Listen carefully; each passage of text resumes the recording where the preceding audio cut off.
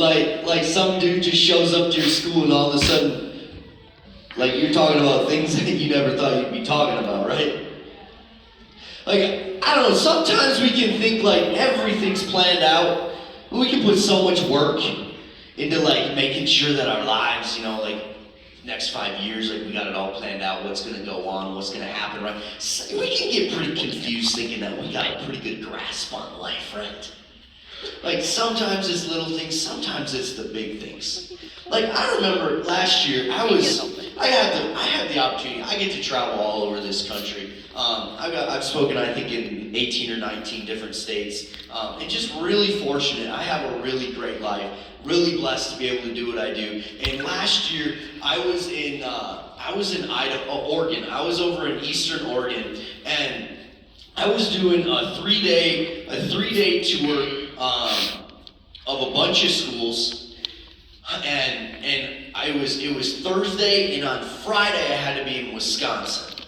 I was doing an event out there, and it was a lot like this, where these people had put in so much work to make this happen. Like it was actually scheduled pre-COVID. They scheduled it a year in advance, and then COVID hit. So then it had to be rescheduled for another year. So this event was like 2 years in the making, right? Like they put all this work in. I had a musician that I tour with sometimes. He's out of Los Angeles, so he was gonna fly and meet me in Minneapolis so that we could drive over to Wisconsin and be there for this event, right? Don't want to miss it, because if you miss it, like you're gonna let a lot of people down, right? So I'm leaving this. I got my flight. I'm flying out of a little airport. It's called Tri-Cities Airport in Pasco, Washington, and it's just a little airport. It's about the size of not like a Rochester airport. It's not like a Minneapolis or anything like that. So I'm the type of person, like even at Minneapolis, like I think that I got better things to do because I think I'm important. So like I'm not gonna go to the airport 2 hours early. I got things to do, even if it's just watching another episode of Seinfeld. Like, I'm not sitting in the airport. I'm just that person. Like, I just like to break the rules, right? So I'm like, okay, I got some time. I'm driving from. It's about a 3-hour drive from where the school I am in Oregon to the airport, and I have I think 4.5 hours. So I'm taking my time. I stop. I get a bite to eat. I got plenty of time. An hour max is what I need for this airport. Like there's usually only 3 people in line. I'm not checking a bag. You just walk right through. Not a big deal, right? So I'm like, I'm good. I stop. I have a bite to eat. I'm driving along the way. I get to about 20 miles, 15, 20 miles away from the airport. Now, not only do I think I'm kind of important, I'm kind of cheap, right? So I'm not going to wait and get gas at the gas station next to the airport, because this is a ripoff, right? So you get gas, about 15 miles away from the airport, to where they don't charge you because you haven't used quite enough gas, to where like they're going to charge you for that. But then it's like usually like 4 cents cheaper, right? Yeah, it's pathetic, I know. And so I stop and get gas, right? I'm like, okay, I got like an hour and a half before I need to be at the airport. I got a 20-minute drive about. I stop and I put gas in the car. And I'm like, okay, I gotta use the restroom. I'll run inside and use the restroom quick. So I go into this restroom, and I go into the gas station. It's one of those gas stations, where like you need the key to get in there. You don't just walk in. This isn't Quick Trip, okay? This is like you gotta ask for the key, and so like the key was gone. They're hanging up, or you don't have to ask for it. They're hanging up outside the door, really cleanly and stuff. So there's a key. If the key's not hanging up outside the door, somebody's in the bathroom, right? So the men's key was gone. So I'm like, okay, I'm just waiting there. And one of the workers was being real polite. He's like, hey, if the woman's key is hanging up there, go ahead and use it. Like it's just a one-person bathroom. Like it's not that big of a deal, right? So I'm like, okay, I mean, if you say so, right? So I grabbed the key, I unlocked the door, I opened the door. When I opened the door, wasn't good. I heard the loudest scream I've ever heard in my life. See, the woman in there didn't realize you're supposed to take the key in there after you unlock the door. I'm like, this isn't good. Like, I gotta get out of here. I can't just wait outside this bathroom now. She's gonna come out here and like, it's not gonna be good. I'm embarrassed. I gotta get out of this place, right? So I get in the car. But now, like, you know when you gotta go to the bathroom and you get close to the bathroom, like all of a sudden everything starts going in like, everything, like 10 times speed. It's like, I would have had maybe 20 minutes to go to the bathroom, but because I saw the toilet, like, I gotta go. Right? I can't make it to the airport anymore, right? So like, okay, there's a Starbucks across the street. I know you're not supposed to use the bathroom unless you're a customer, but I broke the rules that day. So I walked in there, I went to the bathroom, right? I walk out, and I go to get in my rental car, and I grab the door handle, and it won't open. And I didn't register it at first because, like I told y'all earlier, I drive a bougie minivan, okay? That thing doesn't let you lock the keys in the car. So I don't even know, like, I've forgotten what that's even like, okay? So I didn't even realize what I had done until about 10 seconds later when I saw the keys sitting on the seat. And I was like, this is not good. I have to get to the airport. Now I'm down to like an hour and maybe 15 minutes before I got to be there, right? I got a 20-minute drive. I'm cutting it close. I'm calling everybody. Mind you, it is 95 degrees out. I am in skinny jeans and some silly looking shirt. Like, I don't look like the rest of the people that, it's like when I show up to Jackson, Minnesota with skinny jeans on and everyone's like, who is this person, right? Like, I stuck out a little bit, right? So I'm like calling everybody. I call all these people, all these locksmiths. I'm like, hey, listen, is there any way, like, I know you're only 2 miles away from me. Is there any way you can come unlock the car? They're like, absolutely. In 2 hours. I'm like, well, that's not gonna work. I got a flight to leave in an hour and 15 minutes. Now this flight, there's only one flight out. It's not like in a big airport, you miss your flight, they'll just put you on the next one. The next one is tomorrow night. So like, if I miss this flight, I am not making it to Wisconsin. The musician's gonna be stuck in Minneapolis with nowhere to go because he doesn't have a hotel lined up. I'm supposed to pick him up so we can drive to Wisconsin. He's not gonna know where to go. The people who booked this event, like, they're gonna be really upset with me that I chose to stop and eat food instead of getting to the airport on time. So I'm freaking out, right? I'm like, I'm calling the car rental people. I'm like, listen, I've been to this airport. They don't really do much there, right? There's gotta be somebody sitting around who I can bribe and be like, hey, listen, I will give you however much money you need to bring me these keys. I know you don't got anything better to do. I'm only 10 minutes away from you, or 15 minutes, but of course they don't answer the phone. So I'm like, this isn't good, right? So I'm like, I gotta do something. So I look, there's a Home Depot. And I run over to the Home Depot. I'm like, I gotta find something. I gotta take matters into my own hand. I gotta break into this thing. So I run over to Home Depot in my skinny jeans. And I run in there. You know, I don't look like I'm about to do a home improvement project by any means. And the first worker, really kind, walks up to me and says, hey, how can I help you? I'm covered in sweat. It is hot out. I just ran way too far. And I'm like, listen, here, this is gonna sound really weird, but I need anything that can help me break into my rental car. And he's like, nice try. Like, I am not gonna help you commit a crime right now, right? And he just left, and I'm like, this is not good. But you know, when like life, everything's just going out of control, you really don't think clear. So the whole store is just spinning. All of a sudden, Dennis comes up. Dennis is working at Home Depot. He comes up and he's like, hey, how can I help you? I'm like, listen, this is gonna sound weird. The last guy who asked me this walked away. I promise I'm not committing a crime. I have a rental car. I locked the keys in it. I have a flight that leaves now in an hour. I need anything that I can break into this thing with. I promise you I'm not committing a crime. So he's like, I'll be right back. Now he was gone for like, I don't know, 5-10 minutes. Now time is ticking. Like, it feels like it's been like days, right? And I'm like, this guy better come back. Otherwise, I've just wasted all this time. He comes back. He's got this big rod in his hand. He's proud of himself. He's like, I found this in the garbage. I dug through it back there. He's like, I knew I had it somewhere. And he's like, listen, come over here down this aisle. He handed me a pump thing. He's like, the high school kids, there's always somebody that locks their keys in their cars almost weekly. So he's like, we got these here for that. I knew I had this pipe or whatever it was, this rod somewhere, but somebody hid it on me, but I found it. So he gives it to me, and I sprint. I paid for the stuff that I need to pay for. I sprint across the road. I start messing with the rental car. I get in. Because my family, we own a body shop. It's not because I'm a seasoned criminal. That's not why I'm good at breaking into cars. It's because my family does that for a living. So I knew what I was doing if I had the right tools. Just so you guys are aware, a criminal did not come to your kids' school today and teach them how to break into cars. I promise you, I didn't even tell this story earlier.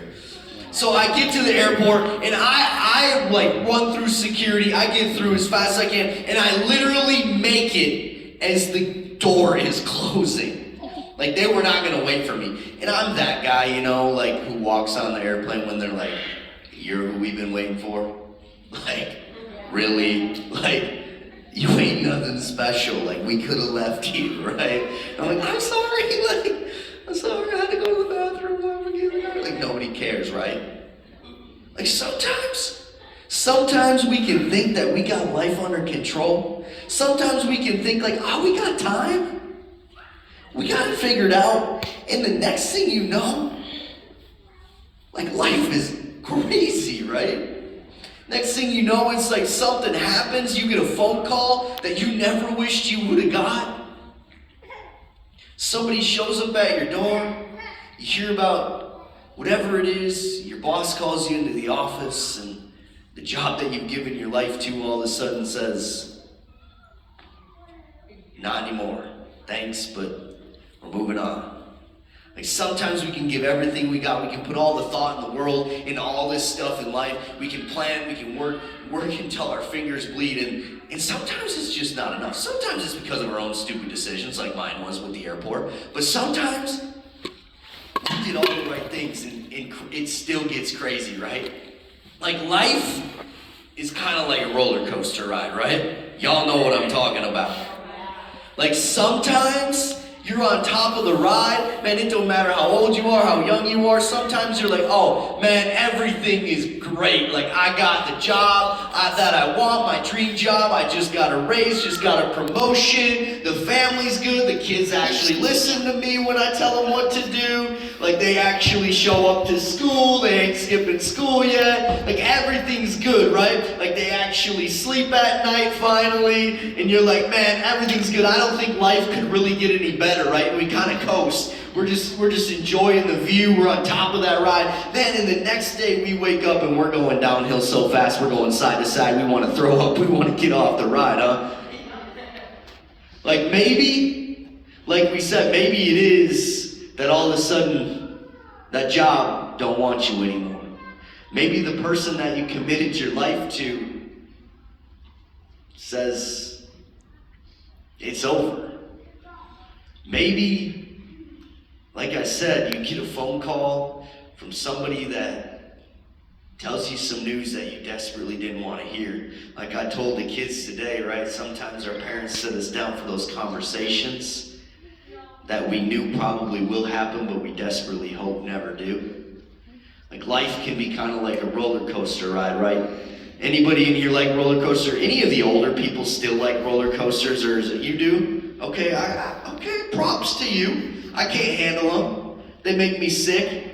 Like, I don't know, even going on a swing, like I get off that thing and I'm like, whoa, I gotta find my equilibrium. It's not good. But my daughter Macy, right? We know, parents, we know that conveniently the things that we don't like are the things that our kids grow up to love. It's the same for me. Macy, my daughter Macy, she loves roller coasters. I hate them. Puts me in a lot of predicaments that I don't want to be in. I got Macy, let's just show you Macy. She's in 5th grade. She's the sweetest little girl ever. She's not even really that little anymore, but man, she is so kind. Like, she makes my job as a dad way too easy. Like, I don't have to eat my vegetables because she already likes them. So I don't have to pretend that I like them to get her to eat them. She just eats them, and she eats my portion too. It's really great. Like, I get to eat the cake, she eats the green beans. We got a great thing going on, right? Like, it's awesome. Like, she's the sweetest, kindest little girl ever. Like, she takes care of me. Like, she's just got like that motherly kind of gene to her, right? Like she knows, like for example, she knows I'm allergic to cats. Like, I'm not gonna die if I'm around them, I just can't breathe. right? So anytime we're anywhere where there is a cat, we can be outside on a 500-acre farm, right? Like I told you earlier. And if she sees a cat and I am with her, she will run up to that thing and say, hey, excuse me, my dad's allergic to you. Move along here. Move along. Like, she will stay between me and that cat. She will do whatever it takes to make sure her daddy's okay. Just the sweetest little girl ever until you get her in an amusement park. And then she turns into a savage. Let me explain for all you parents who weren't here earlier. So a while back, she was going into a new school. It's a lot like this district where there's multiple buildings within the district. So she wasn't like moving districts. She was just going to be the young kid in a big school, again. And she's really sweet, really kind. It takes her a while to warm up to people, like maybe some of your kids do. And so she was just really nervous, getting really worked up about how this new school was going to be, right? Like all the crazy things that kids see on TV and get these ideas in her head. Like she's like, man, are swirlies still a thing? Like, do I fit in the locker? Do people still do that stuff? Like the stuff they see on TV, I'm like, why are you putting that on TV? Like all these rumors that get spread through schools, even in elementary schools, like, man, I hope I don't get that teacher. Like, I hear he yells a lot. I hope I don't get that teacher. Oh, she gives a lot of homework. I'm like, how do you even know that? You are 9 years old. Like, all these crazy rumors, and she was just getting worked up. She was having all this anxiety and all this stuff. And I'm like, okay, we gotta do something about this, because I take my summers off too, and I just want to enjoy the last little bit of my summer. So I'm like, okay, we gotta do something just to get your mind off school. So I'm like, okay, Macy, what's one fun thing you want to do before school starts? And she's like, let's go to Hawaii. And as all you parents would say, I said, get real. Like, your daddy's not a baller. Like, what's one fun thing within 2 hours of us that we can take the minivan to, right? Like, hashtag minivan club, yes. And she's like, well, let's go to Valley Fair. Now, Valley Fair, y'all know, is an amusement park up by Minneapolis, Minnesota. Now, I hate roller coasters. I want nothing to do with them. Typically, I'm not a very good dad, but this moment I was like, you know what, I can be a little nice. So I'm like, okay, we'll go to Valley Fair. If this is just going to get your mind off things, then sure, we'll give it a try. So me, my friend Amber, and Macy, we went to Valley Fair, and this is where I met Savage Macy. The first thing she sees when we walk into the park is this ride called North Star. It is a 230-foot high swing that hurls you through the air at 40 miles an hour. She sees this thing, gets this look in her eye that I've never seen before, starts foaming from the mouth, and goes, Dad, let's go on that one.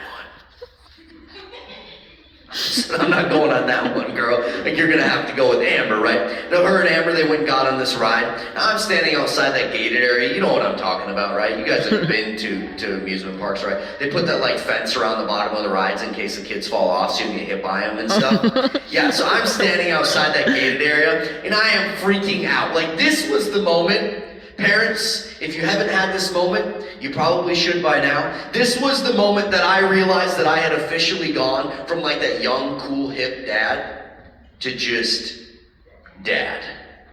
As I'm standing there watching my baby girl about to go 230 feet in the air, slung at 40 miles an hour, hung onto by a chain this thick. And I'm losing my mind. I'm like, look, don't look, you gotta look in case something happens. You gotta at least try to help, but you can't. You're gonna pee your pants, you're gonna pass out. People looking at me like, what is wrong with this guy? This place is supposed to be fun, Ride finally gets over. I'm like, oh, thank God we can go home now. She runs up to me and she goes, Dad, that was awesome! She looks over at this ride called Steel Venom, which is a bigger, stronger, scarier, faster ride, of course, and she goes, Dad, let's go on that one. And I said, I'm not going on that one either, baby girl.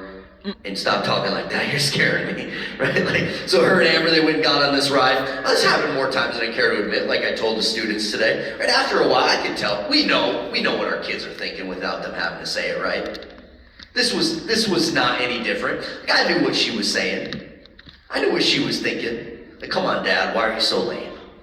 Come on, Dad, why did we even come here if you're just gonna be a big chicken? Come on, Dad, like, you're some big, bad motivational speaker, help people face their fears and try new things, like you're just a big chicken. What if I told them the truth about you? Can't let my daughter think that about her dad. So I puffed out my chest. Dumbest thing I've ever done.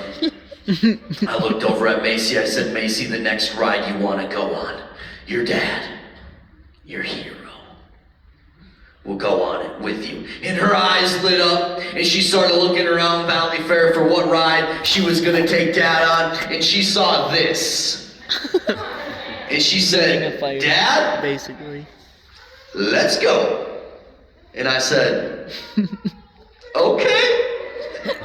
So we got in line for Delirious. I'm secretly hoping, wishing, praying anything that would shut the park down so I didn't actually have to ride this thing, but I didn't have to let her down. Wasn't my luck that day, was it? So I get in the ride. I sit down in a little car thing. I pull a harness over us. You know what I'm talking about, right? That like hard rubbery plastic thing, straps in the middle. Peter from Valley Fair with like a half-eaten peanut butter and banana sandwich in one hand, texting his mom or grandma in the other. Comes over and like acts like he's making sure everything's good and safe. You know what I'm talking about? Do they really check? No, not a chance. Now I look over at Macy and there's like a 6-inch gap between where her shoulders are and where the top of the harness is. But I didn't have time to worry about that. I gotta focus on my breathing. Like in through the nose, out through the mouth. It's only 1 minute long. Just look straight ahead. It'll be over before you know it. You can do this for Macy. So the ride starts and it goes around and around and around, and the next time around it stops, upside down. I look over at Macy and she is falling out of her seat. I go to grab her, but I can't reach. But right before she fell all the way off that ride, that harness caught her. Her butt came off the seat 6 inches until her shoulders met the harness. You know what I'm talking about? If you remember, if you've ever been on a roller coaster, right? When you're upside down and all of a sudden you hit like zero gravity and you're like, whoa! I'm gonna die.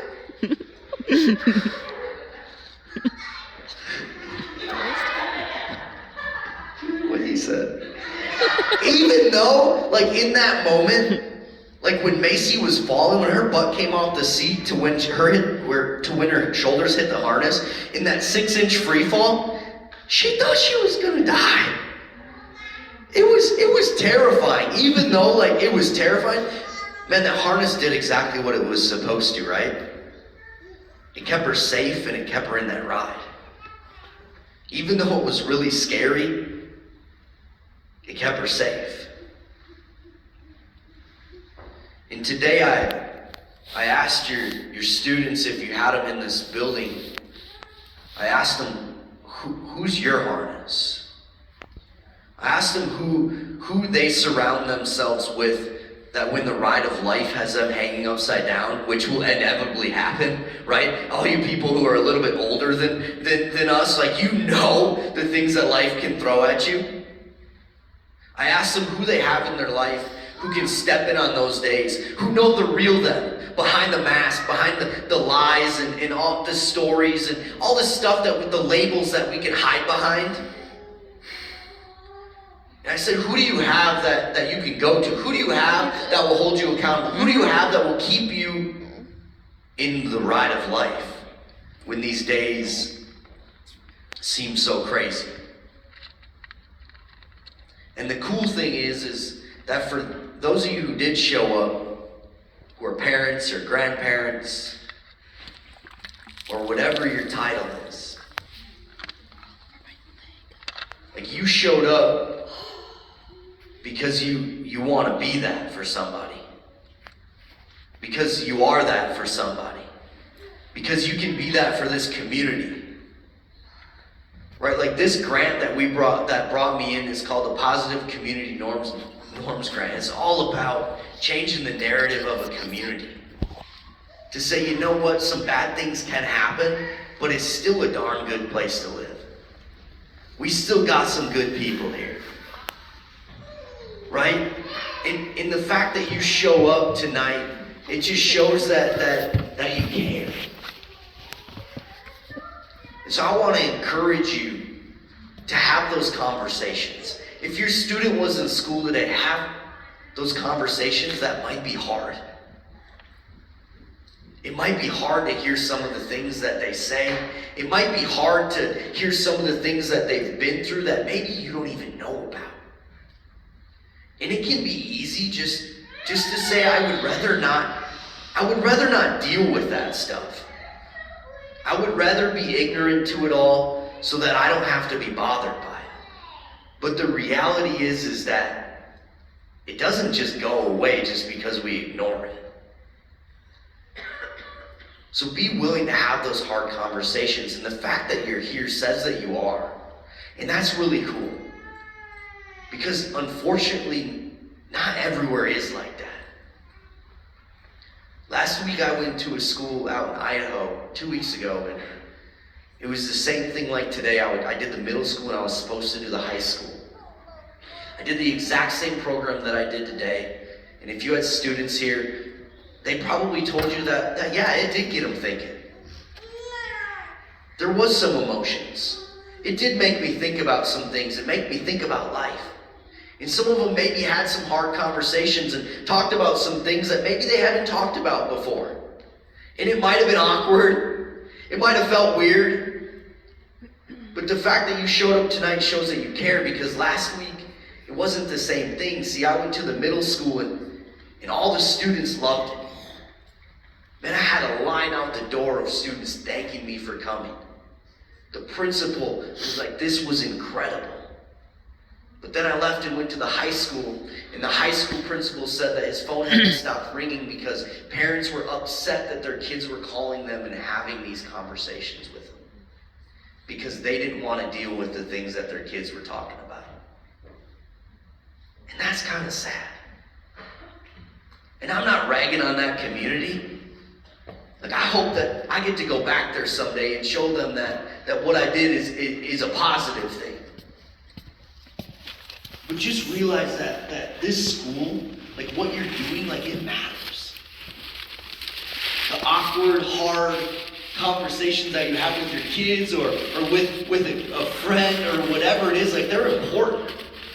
Like, we're all different and we're supposed to be different. I told your kids today that, like, we look different, we talk different, we sound different, my skin color's different than a lot of you in here, but that doesn't mean that we're really all that different. Like, we're all just people trying to make it another day. And the fact of the matter is we can't just look at somebody and know what they've been through. We can't just look at somebody and think we know their whole story. See, a lot of people might look at me, and if all you knew was the story of what you see right now, all you knew was, hey, I got invited to come hear this speaker talk, and all you saw was me doing what I do right now, you would have no idea who I really was. Because I was the kid that you didn't want your kids hanging out with. I was the kid back, when kids actually rode bicycles around town. If you saw your kid's bike at my house, you were going in and ripping them out by their ear, because they knew better than to be hanging out with that kid. I was the kid that lived up to every stereotype. I was the kid, every statistic. I shouldn't be here right now. Now, I'm not saying that because I'm anything special, but I just want you to realize, like, on this graph here, like, 7 takeaways to change a community, like, one of them is be positive. Like, you can have boundaries, but that kid who's jacked up, like, you never know what they're going to become. You never know what the positive difference that you could make in their life, that 20 years down the road, they look back and say, man, I'm so thankful for that family. I'm so thankful that that person was the one person that didn't write me off. Yeah, they still were strict. Like, they had boundaries because I was not making the best decisions, but I'm thankful that they cared. Like, we can have bad moments, but it doesn't equal a bad life. Kids can make bad decisions. People can make bad decisions, but it doesn't mean that we gotta write them off for the rest of their life. If we're honest with ourselves in here, we've all probably made a mistake or a decision that if everybody in the world knew about it, we'd all probably be canceled. Like, if we really dug deep and said, if I told everybody everything, every thought that I've had, and it scrolled across the screen on a TV, like, we'd all be in trouble. That doesn't mean it's okay to do that stuff, but like,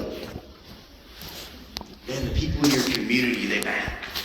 You guys matter. You guys can be the difference for people, for students, for adults. Like, we don't need to fix anybody's problems, but you can be the difference. See, I told your kids today that when I was 19 years old, I got a voicemail from my dad. I didn't have a good relationship with him growing up. And I got a voicemail from him, and it just said, "Hey, Corey, it's your dad. I just want to let you know that I always did love you." And he hung up. And I told your students that was the first time in my entire life that I'd ever heard my dad tell me he loved me. But unfortunately, it was the last. Because about 2 hours later, on the side of the road somewhere, my dad took his life. Through a long series of events that I went into details about earlier. And man, I went down a dark place. Like I said, I was every statistic in the book. I got a girl pregnant on my senior prom. So my daughter was born 10 days after my dad died. I was trying to raise a kid. I was just a kid. I just buried my dad. We buried him on my little brother's 18th birthday. And I didn't know what to do. I was going downhill fast. It was a bad place. I didn't even know, like most days I didn't even know what day of the week it was. It was just a whirlwind. But I told your students that thankfully I met this guy named Jake, and Jake, he stepped in my life, man, when I needed him the most. And he looked at my mess, and he said, "Yeah, there's some things that you can do. Yeah, you gotta stop being stupid. You gotta stop running from all your problems. You gotta start taking responsibility for the things that you can." But man, he loved me. And he built me up, and he told me the truth about who I was. That no matter where I'd been, no matter what mistake that I made, no matter who did what to me, no matter what's been happened in my life, that I still mattered. That I still had value, that I still could make a difference. And if it wasn't for Jake, I wouldn't be doing what I'm doing today. If it wasn't for Jake, I wouldn't be able to be here in Jackson, Minnesota. If it wasn't for Jake, I wouldn't have been able to meet all these students that showed up tonight here on a Friday night. I wouldn't be able to do this if it wasn't for Jake being willing to step out for a jacked up kid that nobody wanted anything to do with. A kid that wasn't being a good parent because he didn't know how to. A kid that was so lost and jacked up on drugs and alcohol and all this stuff, trying to find anything to numb the pain. If he didn't take the time, I don't know where I'd be.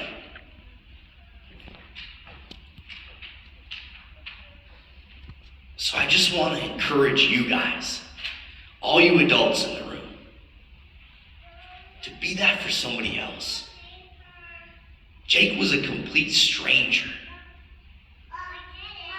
but he changed my life just by being there. Just by saying, "I don't care what they said. I believe in you." Yeah, stop making stupid decisions. But I know underneath all of that stuff, I know who you really are. You guys have the difference to do that in this community.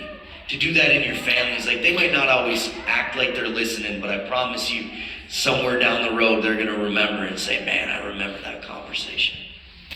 I remember when I was being that knucklehead. I needed that talk." They don't think they want to hear it. We don't think we want to hear it in the moment, but we need to hear it. So I just want to leave you with these 7 takeaways really quick, and then we'll get you out of here. I've probably talked too long already.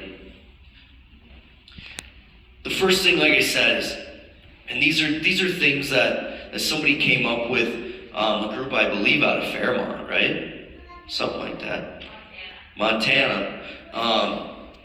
And just ways we can make a difference in our community. And I'm not big on like cliche things, but like, I looked through these when Tiffany sent these to me. She's like, "Listen, you got to say these things in order for us to get it funded." And I'm like, "Okay, like I'll figure it out." And I started looking through this, and I'm like, man, I talk about all these things in my program already. Like, so these things must actually make a little bit of sense, because like I didn't use the fancy words, or I didn't, I'm not like I didn't use all P words like they did so everyone could remember it. I just used a bunch of different words, right? But I started going through, I'm like, man, I really talk about these. These are things that changed my life. And so I just broke it down really quick. Like these are how you can make a difference. Like I said, be positive. Like that doesn't mean like that we don't have bad days. That doesn't mean that like you're just like happy when bad things happen. But bad moments, like I told you guys earlier, they don't equal a bad life, right? Bad situations don't equal bad lives. We gotta keep going. Believe the best in people, because you never know when that kid might grow up and be your doctor. Or your grandkid's teacher. Or some random dude that shows up and talks on a stage. Like, you don't know. You could be the catalyst to their change. Believe the best in people. The second thing is be present. Man, in this world, isn't that hard? Nobody wants us to be present anymore. Because we got technology now. Technology can live in the moment. We got to live in the future, right? If we don't know what we're doing 20 years down the road, if you don't know what you're going to name all your kids by the time you're 18 years old, like you're just done, right? It's like everything I talked about the kids, it's like it's hard just to like live in the moment nowadays with everything going on, but it's so important. Like the people sitting next to you right now matter. Like this moment, even though it might seem pretty insignificant, matters. So just live in the moment sometimes. Shut the TV off. Put the phone away. Teenagers, when your parents tell you to put the phone away, put it away. I'm talking to you too. Okay? Third thing, be perceptive. I can barely say that word. I had to Google it, figure out what it was. I probably don't have like the real proper definition of it, but I just put like slow down and think. Like I told your students today, like sometimes people can say things or we can interpret situations and it's totally different than like how the people planned it to be. So I told them like just sit down and think a little bit. Ask some questions. Like, hey, did you really mean it this way? Because that's how I took it. And like, if I think that you said it that way, like I'm gonna like be awkward around you for the next 30 days, right? Or I could just ask you a question and be like, hey, did you really mean it like that? You know, dig into things. Like, what is it really, what's really going on in the community? I think how they used it is like, what is the real data? Like, what is the real community? When somebody says, oh, Jackson, like everybody's doing this, everybody's doing that, like, oh, really? Everybody? Everybody? Even him? I don't think so.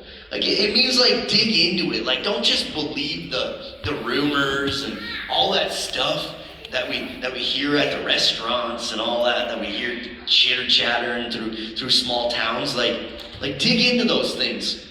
Be purposeful. I said keep taking positive steps every day, right? Like bad things can happen, but we can still take a step forward. Like I told him I'm not glad that my dad died, but like I'm glad that I get to use my story to meet them. I'm glad that I get to use my story to meet you, but I never would have if I wouldn't have kept taking a step forward, right? Be perfected. Like I told them, have those hard conversations. So if they did come home and have hard conversations with you, I'm sorry, but it's my fault, okay?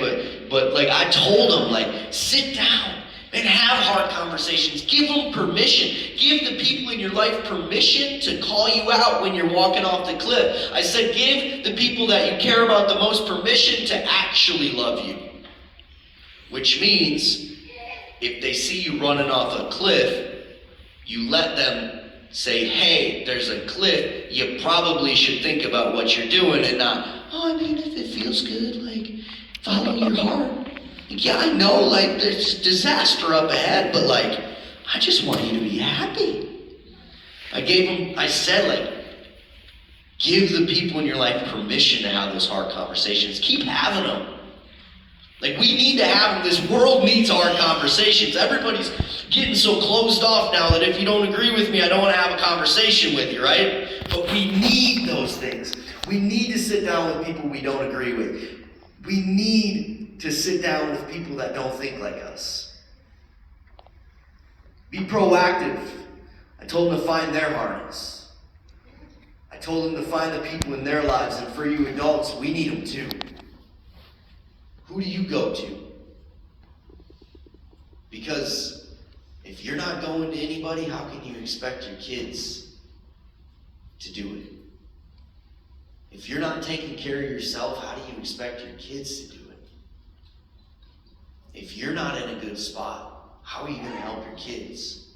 So who can you go to? Who do you call? Because life is crazy.